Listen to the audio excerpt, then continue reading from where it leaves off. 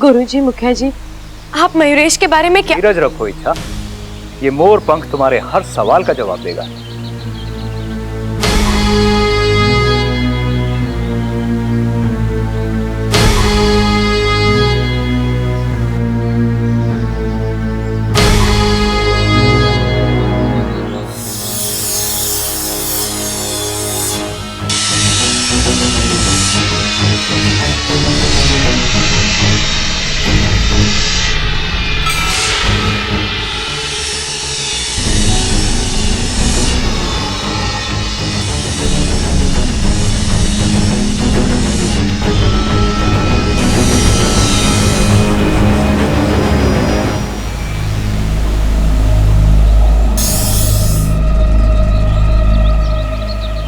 मोर और मोरनी का एक बड़ा प्यारा सा जोड़ा था।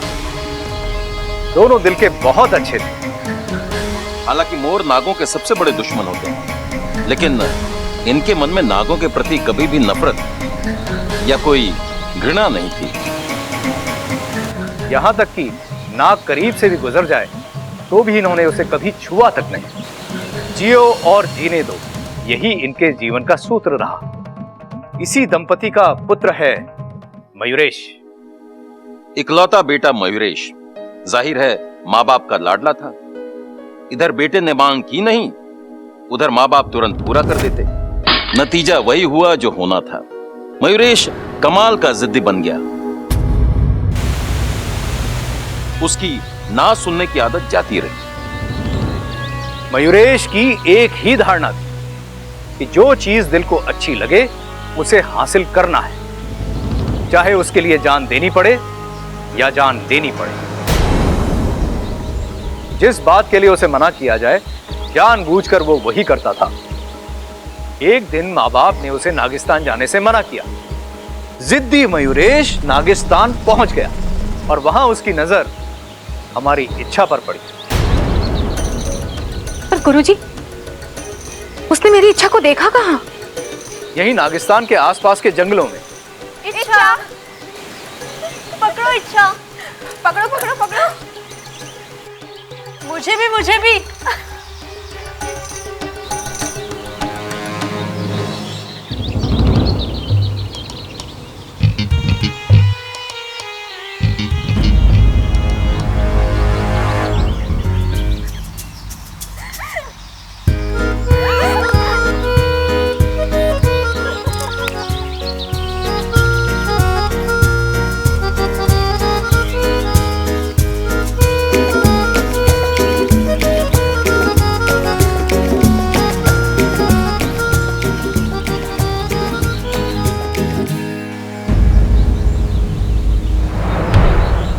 अपने इच्छा की खूबसूरती देखकर वो सम्मोहित सा हो गया।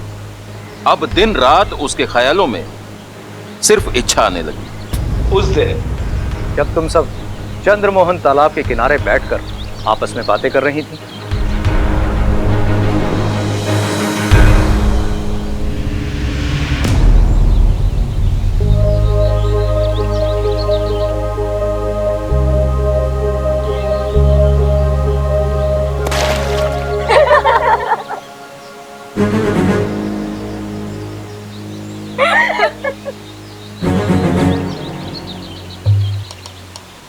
इच्छा की खूबसूरती तो दिन ब दिन बढ़ती जा रही है। जरा संभल के रहना इच्छा, जंगल में खूबसूरती के दीवाने बहुत हैं। दीवाने चाहे कितने भी हो, इच्छा किसी ऐसे वैसे के हाथ नहीं आएगी। इच्छा का होने वाला पति तो राजकुमार होगा। इच्छा बोलती गई। अपने जीवन साथी के लिए अपनी एक एक अपेक्षा वो बताती गई। मयूरेश वो सुन रहा था।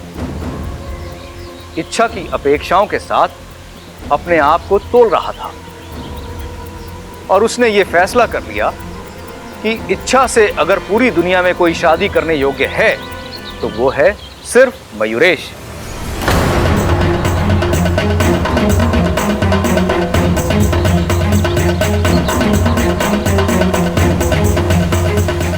अब मयूरेश इच्छा से मिलने का, उससे बात करने का मौका ढूंढने लगा, लेकिन वो मौका उसे मिला नहीं। एक दिन अचानक इच्छा नागिस्तान से चली गई। मयूरेश उसे ढूंढता रहा। तभी कुछ सर्पों की बातों से उसे पता चला कि इच्छा पहलवानों की हवेली में रह रही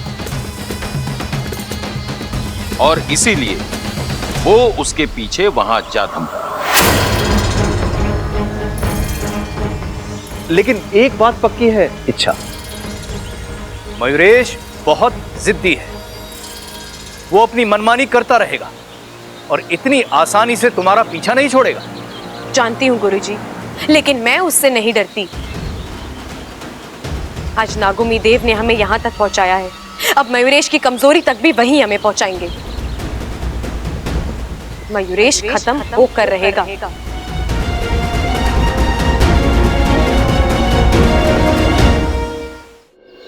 अरे क्या बात है दादी, मयूरेश ने क्यों बुलाया हमें यहाँ?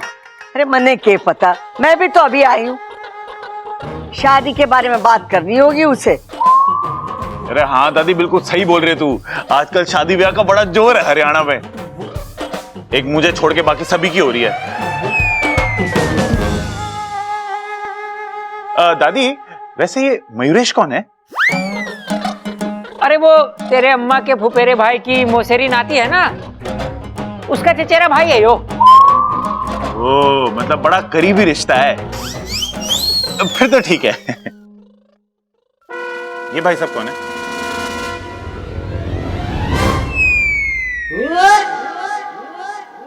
ये बात है छोरा, तूने हम सबको यहाँ क्यों बुलाया है? दादी जी, एक खुशखबरी देनी है। मुझे अमेरिका में नौकरी मिल गई। छोरा, ये तो बड़ी खुशी की बात है। ममता, जाके मिठाई लेके आ। दादी जी, मिठाई तो मैं खिला ही दूंगा, लेकिन एक समस्या है। समस्या? दादी जी, मुझे 3 दिन में अमेरिका जाना है। 3 दिन बाद? जी, कंपनी की शर्त है, ज्वाइन करना है तो अभी करो, वरना नौकरी हाथ से गई। उसका मतलब तो ये हुआ छोरे कि तेरे पास बहुत कम दिन है। जी अंकल जी, इसीलिए मैं सोच रहा था कि अगर जाने से पहले मेरी और इच्छा की शादी हो जाए तो।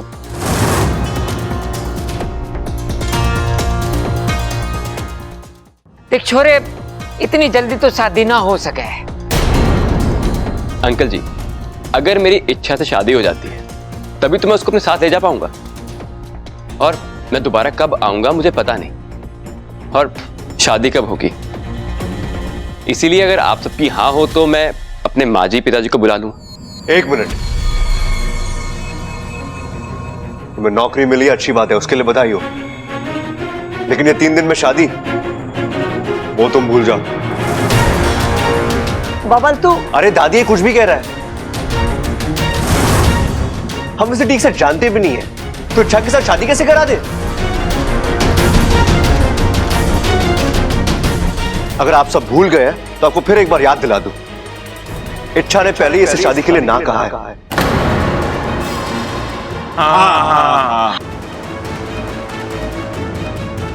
बबल, बात तो तू सही कर रहा है।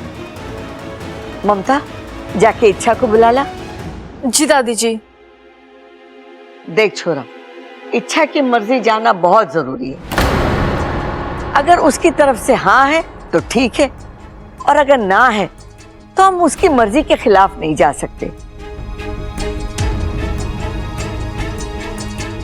दादी, इच्छा तो कमरे में नहीं है। ना है? प्रबल सबल, जाके ममता के साथ ढूंढना वो कहाँ है।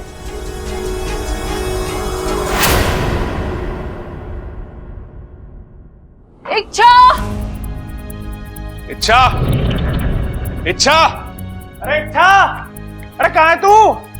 अरे भाई, कहीं दिखी इच्छा? अरे ना, बरामदे में तो है ना। छत पर भी देखा, छत पर भी नहीं है। ऊपर से लेकर नीचे तक पूरा घर छान मारा, कहीं ना है वो। अरे कहाँ चली गई ये छोरी? दादी, पूरा घर छान मारा, इच्छा कहीं ना मिली।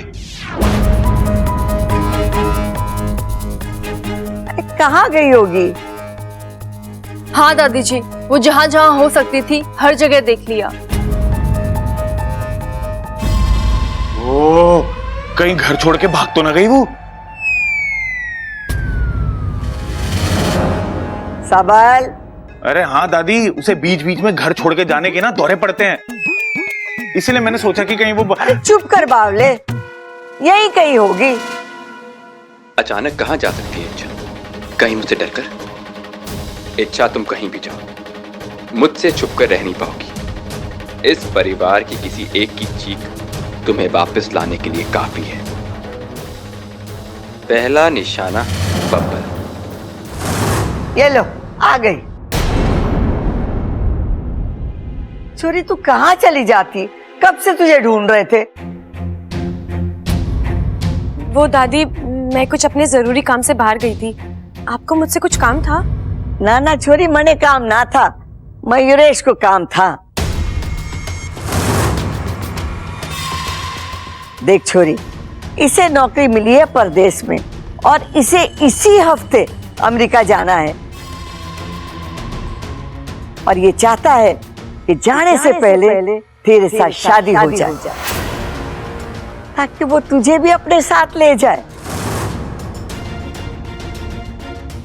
अब तू बता छोरी, तेरी क्या मर्जी है? तू ये शादी के लिए राजी है या नहीं?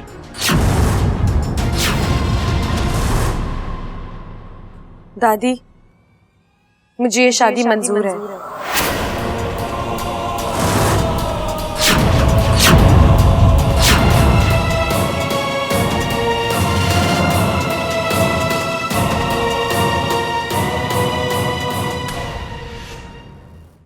छोरी ने हाँ कर दी है, अब शादी की तैयारियां शुरू करो।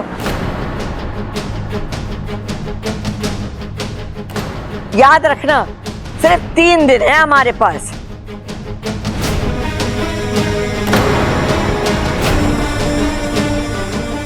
ये छोरा, तू अपने माँ बाप को भी बुला ले।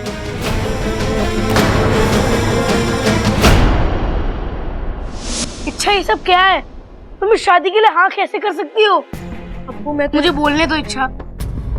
मैं जानता हूँ तुम बब्बर चाचू से बहुत प्यार करती हो। तुम और वो एक दूसरे के लिए ही बने हैं। तुम दोनों किसी और के साथ खुश नहीं रह सकते, फिर तुम। अब्बू, मेरी मजबूरी है। अब क्या मजबूरी है इच्छा? बताओ मुझे। मैं अभी नहीं बता सकती। अभी नहीं बताओगी तो कब बताओगी इच्छा? 3 दिन में तुम्हारी शादी है, उसके बाद सब खत्म हो जाएगा।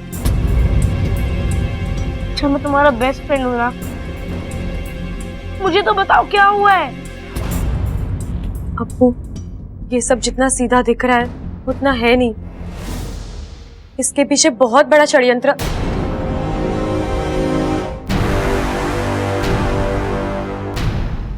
अब्बू, मैं तुझसे बाद में बात करती हूँ, ठीक है? तू अभी जा।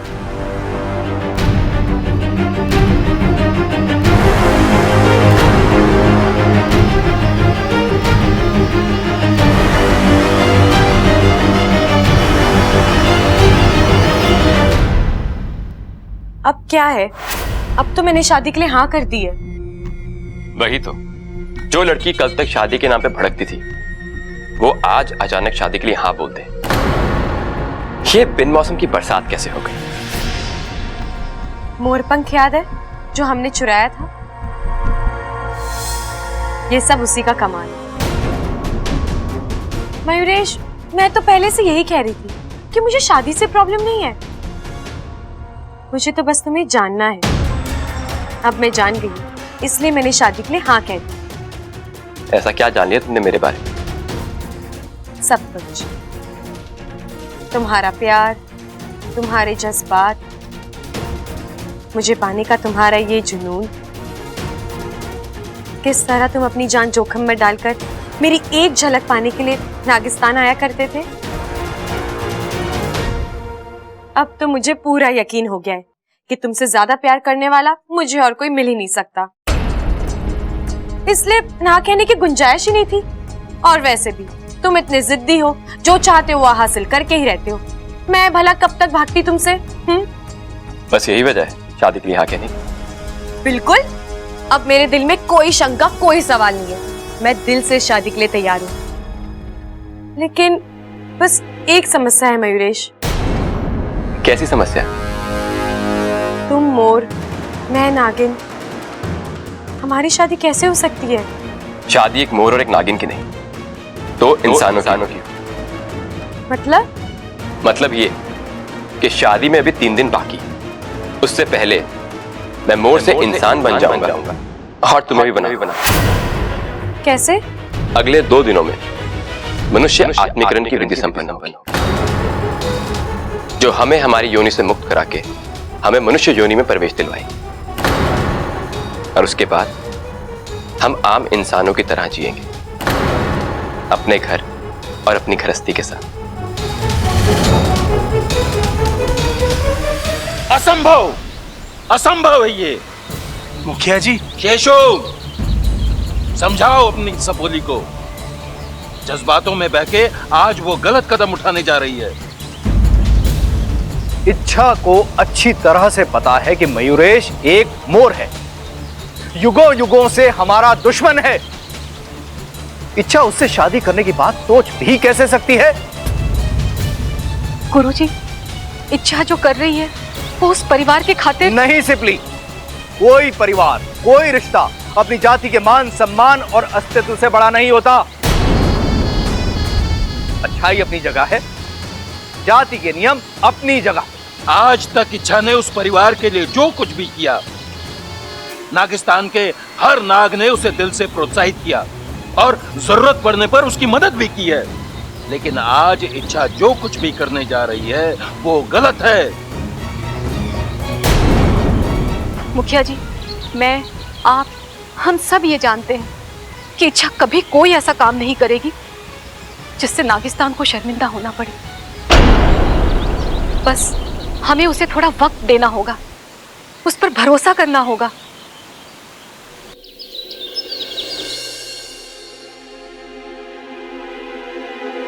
इतनी भी क्या जल्दी है? मुबारकबाद तो लेती जाओ।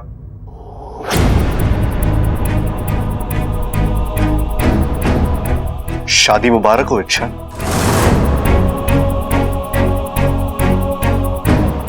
ऐसा ही होता है जब हम अपने दिल के खिलाफ जाकर फैसला करते हैं तो उन फैसलों को खुलकर जी भी नहीं पाते। मना किया था ना मैंने हाँ करने के लिए, तो फिर तुमने शादी के लिए हाँ क्यों कहा? ना करने की कोई वजह ही नहीं थी। मयूरेश अच्छा लड़का है, पढ़ा लिखा है, सुलझा हुआ है, मुझे चाहता है, फिर मैं उसे। लेकिन मैंने मना करने के बावजूद तुमने। प्लीज, जिंदगी मेरी है, मर्जी मेरी है, मैं चाहे जो फैसला करूं, आपको मुझे रोकने का कोई अधिकार नहीं। अधिकार है मुझे,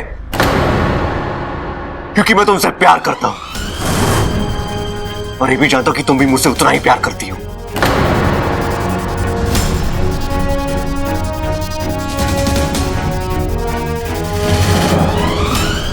देखो इच्छा,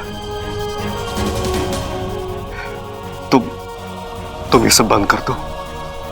हाँ, मुझे नहीं पता तुम ये सब क्यों कर रही हो, लेकिन तुम्हारा ये खेल मेरी जान ले लेगा। प्लीज। बबल जी, मैं लाख बार आपसे कह चुकी हूँ, मैं आपसे प्यार नहीं करती। फिर भी अगर आपको कल्पनाओं में जीना है तो ठीक है, वो आपकी मर्जी है।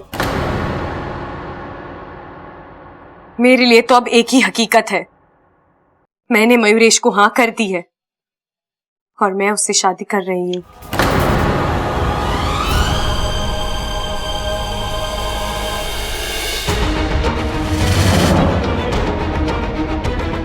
नहीं, तुम ऐसा नहीं कर सकती। प्यार एक से, शादी दूसरे से। इच्छा, तुम एक साथ 3-3 जिंदगियां बर्बाद कर दोगी। फिर वही बात, मैंने कहा ना, मैं आपसे प्यार तुम मुझसे प्यार करती हो और इस बात की एक नहीं सैकड़ों सबूत है मेरे पास। इच्छा, तुम शायद भूल गई हो, लेकिन मुझे एक एक चीज याद है। जब तुम इस घर में आई थी, कैसे तुमने मुझे। बचपना था, कुछ पलों के लिए मुझे गलतफहमी हो गई थी कि आप मेरा प्यार है, लेकिन अब मुझे ऐसा नहीं लगता। आप में और मुझ में, हमारी सोच में, हमारे रहन सहन में बहुत फर्क है। हम दोनों एक दूसरे के लिए नहीं बने हैं बब्बल जी, ये बात मैंने स्वीकार कर ली है और जितनी जल्दी आप इस बात को स्वीकार कर ले, आपके लिए सही होगा।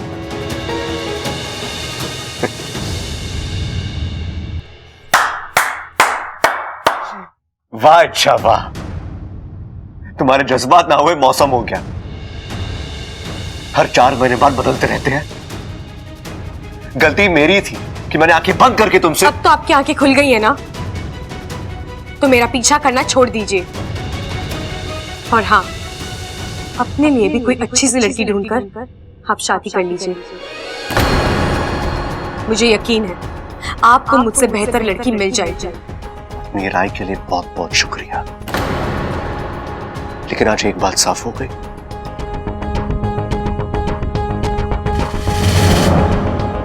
कि मेरा तुमसे प्यार करना मेरी जिंदगी की सबसे बड़ी गलती थी।